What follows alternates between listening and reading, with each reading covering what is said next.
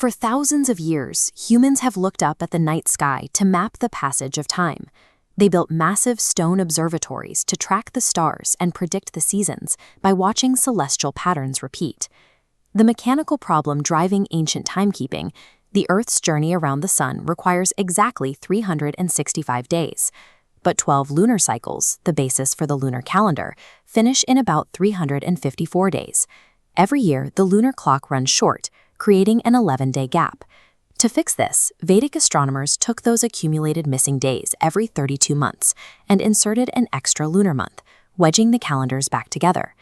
This solved the mathematical equation perfectly, but by inventing a whole new block of time, these astronomers created a significant cultural void.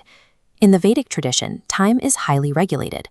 Every single month of the year is assigned a specific presiding deity and a set schedule of festivals and rituals. The inserted 33rd month lacked these structures. It was entirely blank, possessing no patron god to watch over it and no assigned religious duties. Society reacted to this void with suspicion. They branded the extra month Malmas, or the impure month. Because it lacked divine protection, people strictly forbade marriages, housewarmings, and all auspicious activities while it was in effect. The mathematical correction had become a cosmic orphan, a period of time rejected and shunned by the society that created it. The Puranic scriptures describe this month as a personified entity seeking a protector.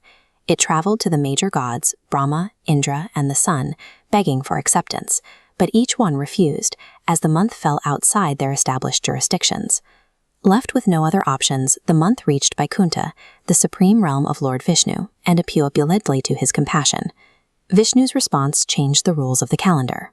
He refused to assign a minor deity to govern the month.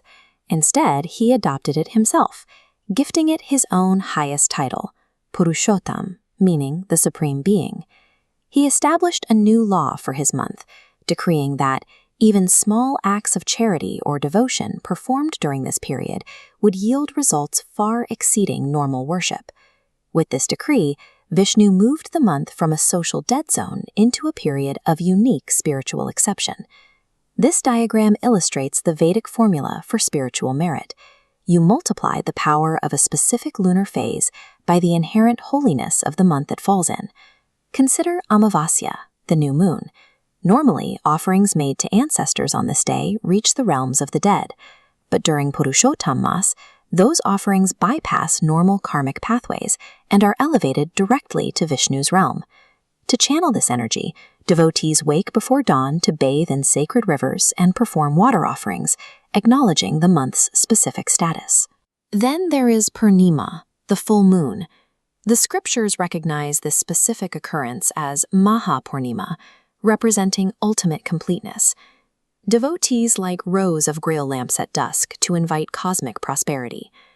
Finally, Ekadashi, the 11th day of the lunar cycle. The spiritual mechanic here relies on fasting. By stopping the intake of food, the outward flow of human energy is halted, encouraging the senses to turn inward. Fasting during Purushottam Ekadashi is believed to collapse the distance between the human soul and the divine, offering a path to liberation for both the seeker and their ancestors. By examining these rituals, we see that Vishnu didn't just adopt this time period, he designed it to act as an exponential multiplier for religious practice.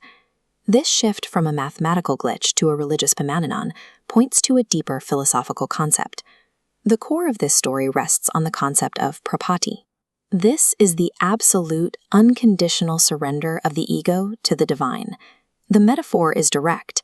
That which the world labels as impure or flawed becomes supreme the moment it completely surrenders its identity to the highest authority.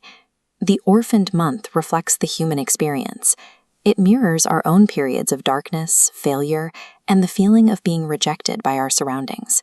The theological promise in the story is that no person and no period of time remains beyond the reach of grace. Purushottam Mas reveals a cosmos where every discarded second remains viable. The most isolated moments in the calendar are precisely those that offer the most direct connection to the divine.